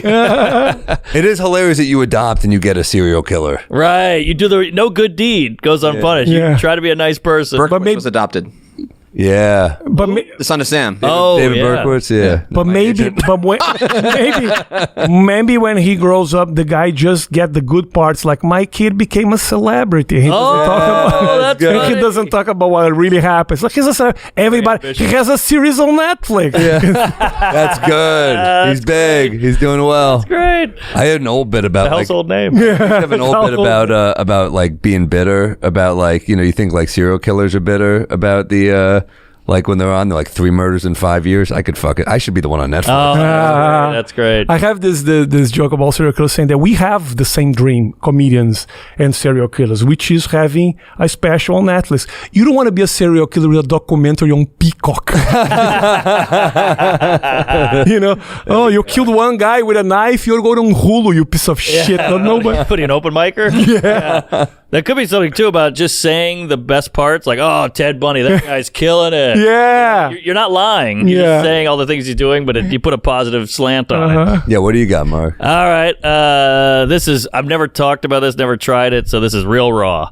But I went on a safari with my wife. We went to South Africa. In a safari, you get the Jeep out in the jungle with a tour guide who tells you everything, and a tracker, which is like a dude who sits on the hood and he's like tracking the animals' footprints and what they're doing. And the tour guide was a woman, and the tracker was like this African guy. And I'm like, shouldn't the woman be the tracker? If I know anything about women, they know where everybody's going, who they're looking through your phone. Their whole thing is tracking. You know, they're like, where were you last night? I saw you here. I checked your photos. Can you play? No, that's funny. But okay, can you play with the type of animals and what they do and see exactly? Yeah. I saw the giraffe doing this, like the gossip. Yes, and go in the gossip way, like like a different leopard. Yes. Yeah, the woman shouldn't be driving. She should be tracking. Could be something there. Yeah, there's something interesting about. I mean, you have such a good version of this bit with like the female detective. Oh yeah. It's just I feel like you've done bits like this that are so fucking too good. similar. No, it's not even too similar. It's just you got to find the perfect angle. Right. You're now in the area where all are. We're ripping off our own old bits. Yeah. There's only so much shit you could joke about. But there's something about. Say the tracker part again. Well, there's a guide and a tracker, and the woman was the guide. I'm like, she should be tracking because women are great at figuring out where you were, and they know footsteps and who did what. And they shouldn't be telling you where you're going because women are always like, "Where's this going?" Oh, something like that. Like yeah. they should be the one. I like the idea about the animal, like gossip. That's right. All right, let me try a different one. This one's quick. Me and the wife are trying to have a baby, and some of these attempts, because you're really trying, so it's the passion is gone. You're just trying to have a baby, and it doesn't seem like the better the sex, the better the kid. Like, doesn't it seem like if you have hungover, sideways sex, this kid's gonna be an idiot. Like, it doesn't seem like they should correlate. Like, that was some great fucking, that's going to be a genius. Yeah. Instead of like, we banged in the bathroom for 4 seconds, that kid's going to be in a wheelchair. You're in rehab, and you're like, you didn't happen to fuck on a Sunday morning, did you? Yeah, right. So there's some idea there. That's a funny angle. Correlation. It doesn't seem like is a funny, that's a good way to go into it. Doesn't it seem like good sex would equal a good kid? Don't you get annoyed when you see like an asshole with a kid? I see that when I see that, I'm not an asshole, like a lazy slob with a beautiful kid. I'm like, how can this guy have That's what I'm saying. a good kid and me? I'm young. I have so much testosterone and that nothing's happening. And that slob have this Brad Pitt of a kid. It's just fucking easy. This is the hottest kid ever. I'm sorry. Another joke about babies. Something a pattern. Yeah, sorry. Seinfeld, you talk about the Ted Bundy, the murderer. Seinfeld, that great, but he's like, Bozo the clown. Do we really need the clown? Oh, that's funny. No, it's like Bozo the district attorney. District attorney is great. That's good. Great pull. That was from the beginning of the show, by the way. That's good. Yeah. Old school. I saw Seinfeld at the Gotham the other day, and he saw, and I was doing the Juice. The Comedy Juice. And which is also a great show on Tuesday at Gotham. People should check. But great show. That's good. And he did a chunk of a stand-up that was in the pilot of his series. The pilot, the in and out and in and at. And I'm on the subway. I'm in the car. I was like, this isn't the pilot of he did it in 2020. 1990. 1989. And then every time I see him talking, he's like, you gotta write. You gotta write. I write every day. I'm like, where is this writing? Well, maybe you open with an oldie and then I don't know, but he's also a guy who he doesn't believe in retiring jokes. That's true. Okay. He's also one where he's like, no, you're always working on a joke. I'm like, but if I had a joke that was 25 years old, I think I think I'm done with it. I don't even remember it. Yeah, I just forget. Well, that I shit. I did some old shit at Benefit recently, but like you're just like, it's funny. The oldest shit you have is sometimes the broadest. Oh yeah, of So course. you're just like, let me throw this in like as a crowd pleaser if it's like a corporate or something. Yeah, like that, of or course. Benefit, but like, So do you go there and study those jokes again? Do you try to rehearse it on the front of the mirror or something, or just I will literally fucking go wing through it? my phone and try to find old footage of it. I do that too. And I'm like trying to relearn old bits of my act. But like, no, I mean, look, I'm on the road. I'm doing either new stuff or the newest stuff for the most part. But like, yeah, it's nice to have those weapons when you're going into a hell gig. oh yeah, I'm doing a corporate gig tonight, and they're like How many clean gigs are you doing tonight? 5. Oh my god! But Christ. 7 o'clock Gotham. So I guess it's not Comedy Juice, but they're like. I got the email today. Be clean. I was like, now you tell me. So now I got to go watch some old Conans and Fallons just to like get back in Clean. the. I hate a last minute be clean. Hate a last minute. That's like the hey, I'm on my period. Now you tell me. I don't have a tell. Do you feel like you're always working in your new hour? Always. Okay. Constant. Although he just put one out, so. Well, yeah, I didn't minutes. put one out. I taped one. Oh, sorry. Not out till July. And how much you have in the new one now that you recorded the one now? Well, I'm not doing. I'm trying to do like none of it at the cellar, but if I'm on the road, I'd have to do some of the old stuff just to survive. I don't want to put on a bad show, but also you're on the road doing a new hour? No. If I'm at the Comedy Cellar, I'll do all new. But I just taped this, last month. So Okay, so still performing that hour. You're still performing the hour that you just recorded. yeah, but I mean, you keep, the new keeps coming and you keep overtaking it. Like you keep shuffling out. You're like, oh, I didn't love that one from last time. I'm sick of that one. That's like the oldest. That was the first one I wrote. That's out. Yep. Nice. Okay. Yeah, because I've been asking myself if clips and little pieces are working so well, what is the real importance of having a special now? Because I know, well, you guys have a whole thing with like big social media, and an hour is important, and it becomes more like I want to just have this hour so I can start fresh, but also like clips and stuff are working so well that sometimes I'm just thinking like, am I gonna throw just an hour in the wild? I think the hope is that someone watches the whole thing, the whole show, and like that it's a thing that but you're right. I mean, yeah, clips are kind of taking over. But there is a theory that these clips will fade. This is like a clip boom we're in, and it will. Yeah, but I don't think so, because that's the way people are consuming content right now. It's not that we are jamming clips and nobody cares. No. That's the way people are consuming. I was able to build an audience just with the clips because nobody was searching for me. The clips, it's a good way for every performer, not only comedians, to just pop up in people's lives. Of course. So when people are swiping, if I have a good hook in the beginning, that's why sometimes I see comedians and friends posting things that I think it's so good, but sometimes it start in a funny way, it start in a crazy way, like the first sentence doesn't make sense because I have age. Like, what? I gotta watch the whole. But that's good. Yeah. That's a good hook. That's a good hook. That'll grab you. But sometimes I see clips starting with, and also so I can see that he's cutting from a special. Right. There's a whole story. So sometimes if I want to post something real quick, like a 40 seconds, it's better for me to just put it in the middle of my set at the Village Underground, so I can. Sometimes I write the joke in a way that I don't do it on stage. Just for the clip. Wow. That has a good hook. I rewrite just to make it interesting for people who don't know who I am. Well, the problem is clips can be misleading. Anybody can have a funny minute. He's not even a comic. He could figure out a funny minute, clip it, and then is he going to sell out at a club when he goes viral and he has no hour? Yeah, so you still need an hour. It's nice to show you got a good hour. I think, it's like you promote an hour. I think for me, it's like, that's the process. You tape the hour, you start fresh. Okay. Tape another hour, you start fresh. But that's just, that because that's the way it's been done for 40 years. But they benefit each other. The clip can benefit the hour. The hour, you can get clips out of the hour. Yeah. So I think people like, oh, he has a full special, we should watch it. I think your friend might send the clip, but I think it's like a thing. People are like, we should watch this special together.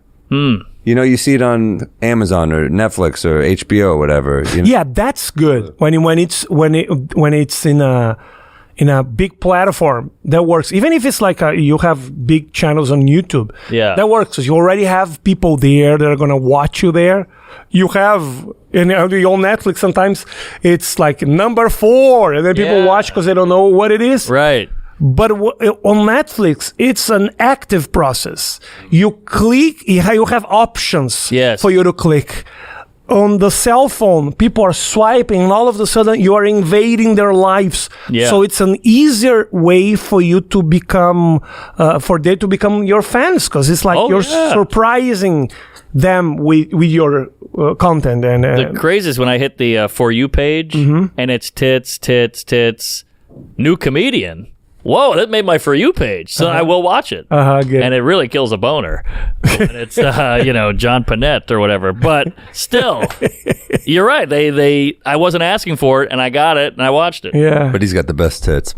Anyway, do you have any dates you want to plug? Are you hitting the road coming up? Well, I have it on my website. I'm doing LA. I don't know when we're going to post this, Sal. You know? No, what's our date? 2 weeks? 2 weeks. 2 weeks. So I'm LA. Just focus on LA. I'm trying to do a good show at the Netflix Festival the town you on the love. 6th. Yeah. May 6th. May 6th. And I'm doing Cleveland, Buffalo, Philadelphia, Raleigh, Charlotte, Miami, Austin. All over the and place. Portland. I am I'm trying to build an audience in America. It's not the easiest thing. No, but you're doing it. Because I am an immigrant, so I feel like in every show, it's my people, it's Mexican people, it's Latino people, it's a lot of Eastern Europe people like Croatia and Slovenia. Those people love what I do, but I really wanted to build an audience of American people, because I perform for Americans every night. Yeah. And it works, so I wish I have more of an American audience. But LA, May 6th, please come. Go see Rafi. He's very funny. Killer act. Thank you very much, my friend.